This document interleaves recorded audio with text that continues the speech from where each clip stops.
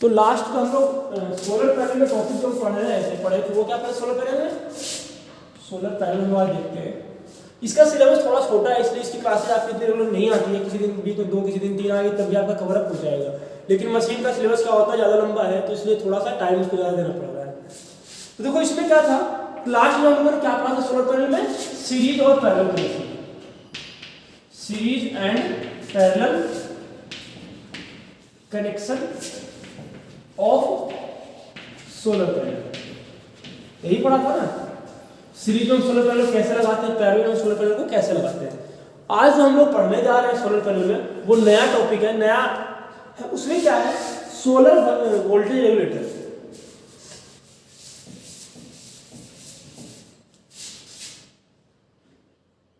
या इसका जो टॉपिक का नेम था वो है आपके पास में, एक सेकंड,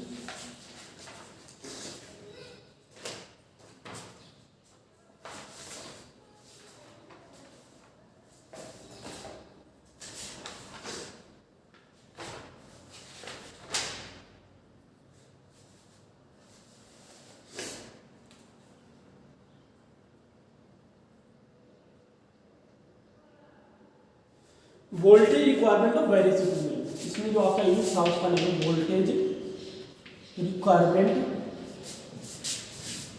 ऑफ वेरियस इक्विपमेंट। अलग अलग जो इक्विपमेंट है उसके लिए क्या क्या वोल्टेज चाहिए। तो सबसे फर्स्ट चीज हम देखेंगे, आज देखने जा रहे हैं सोलर वोल्टेज रेगुलेटर। इसे 5-6 इक्विपमेंट जितने भी आप यूज करते हो सोलर पैनल में सबका नाम है। सोचते डीसी मोटर हो गया, लाइट हो गया, फैन हो गया, जो चीज आता है, बैटरी चार्जर हो गया, यूपीएस हो गया, कि सबको सोलर चला सकते हैं, पंपिंग हो गया। तो सबके लिए क्या क्या चीज आपको चाहिए, अलग अलग सिस्टम के लिए अलग अलग वेरियस इक्विपमेंट, उसके लिए वोल्टेज रिक्वायरमेंट आपकी क्या होगी। तो सबसे पहला जो हम देखते हैं, आज हम देख रहे हैं वो है solar voltage regulator. Solar voltage regulator ये क्या काम करता है, सोलर वोल्टेज रेगुलेटर, कि अगर धूप कम है तो क्या करेगा, वोल्टेज को रेगुलेट करेगा। मतलब कम है तो उसको उस कंडीशन में क्या करेगा, ये उसको इंक्रीज करने का मतलब सॉरी, कम है तो आपके पास कम सप्लाई देगा। लेकिन अगर ज्यादा लाइट हीट आ रहा है तो उस कंडीशन में क्या करेगा, ये वोल्टेज को रेगुलेट करेगा। कम है तो कुछ नहीं कर सकता, कम है तो कम ही है। रेगुलेटर का काम तो सिर्फ यही है ना, रेगुलेट करना। जितना रेटिंग दे रखा है, 100 का दे रखा है, तो 0 से 100 के बीच क्या करता रहेगा, ये वेरी करता रहेगा, जब उसको पूरा 100 का 100 पावर मिलेगा। तो जैसे ही ज्यादा पावर आता है तो क्या करता है, ये सिर्फ वोल्टेज को रेगुलेट करने का काम आता है। और इसके पास में कितना कितना वोल्टेज आता है सोलर वोल्टेज, इसका जो इनपुट वोल्टेज होता है वो आपके पास में बहुत ज्यादा, इनपुट वोल्टेज के पास कितना कितना होता है, 12 वोल्ट है, 12 से 20, 20 से 40, 40 से 80, 60 से 120, 90 से 160। इस प्रकार से इसका क्या आता है, वोल्टेज रेगुलेटर आता है। तो 12 से हमें 20 तक वेरी करवाना है, 20 से 40 तक वेरी करवाना है, 40 से 80 करवाना है, 60 से 120 करवाना है। तो इस प्रकार के अलग अलग रेंज का क्या होता है हमारे पास में, वोल्टेज रेगुलेटर आपके पास में होता है। अब जो दूसरा चीज तो पढ़ना है वो क्या है, दूसरा जो चीज है वो आपके पास में आता है सोलर बैटरी। सोलर बैटरी, तो बैटरी आप सबको पता है कितना कितना बचता है आपके पास में, जितनी भी आपके पास बैटरी आता है वो कितना होता है, 12 वोल्ट का होता है। वोल्टेज तो 12 ही आता है, लेकिन एम्पियर इसका क्या आता है, अलग अलग होता है। 150 एम्पियर का, 100 एम्पियर का, 150 AH हो सकता है लिखा हुआ, 200 AH हो सकता है लिखा हुआ, अलग अलग एम्पियर का आता है। लेकिन जो वोल्टेज होता है कितना होता है इसका, 12 वोल्ट ही होता है। अगर हमें 24 बनाना है तो क्या करते हैं, दो बैटरी को 12 प्लस माइनस प्लस करके इसको क्या करते हैं, इसको इसके साथ जोड़ते हैं, इसको इसके साथ जोड़ते हैं। ये माइनस टर्मिनल निकलता है, इसका प्लस टर्मिनल निकलता है। तो इस प्रकार से करके क्या कर सकते हैं, जो आपके पास में बैटरी है उसको हम सोलर बैटरी में बना सकते हैं। सॉरी, ये वाला घटक आपको, ये तो प्लस माइनस, तो ये इसके साथ जुड़ जाता है और ये आपके पास यहाँ से प्लस सप्लाई करेगा और यहाँ से आपका माइनस सप्लाई करेगा। तो इस प्रकार से बैटरी क्या कर सकते हैं, जोड़ सकते हैं। लेकिन वैसे बेसिकली कितना होता है ये बैटरी, 12 वोल्ट का आपके पास में आता है।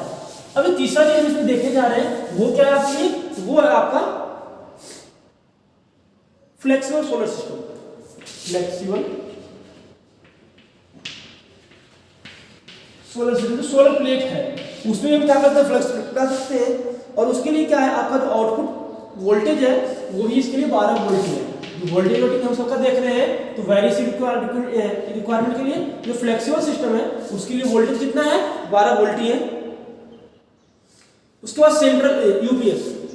यूपीएस का होता है आपको पता होगा, अनइंटरप्टेबल पावर सप्लाई, और इसकी भी वोल्टेज रेटिंग दे रखी है। इसकी जो वोल्टेज रेटिंग दे रखी है वो दे रखी है आपको कितना होता है, इसका भी आपके पास में 12 वोल्ट से ये चलता है।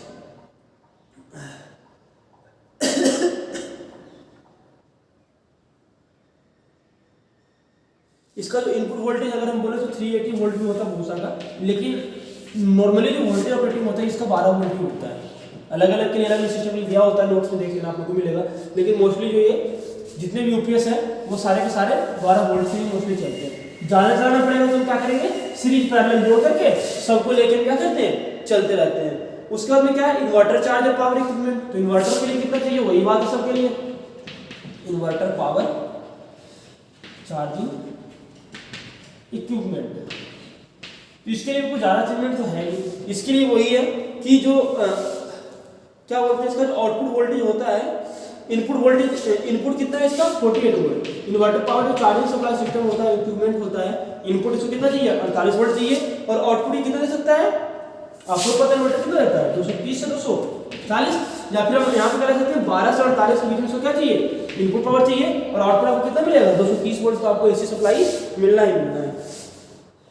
और भी सब चीजें हैं आपके लिए, वो क्या है, बैटरी चार्जर में ट्रिकल चार्जिंग कैपेसिटी। ये सब मेथड है बैटरी चार्जिंग के लिए, आप लोगों ने पढ़ा होगा, तो ट्रिकल चार्जिंग मेथड था ये, वैसे कुछ ज़्यादा है नहीं।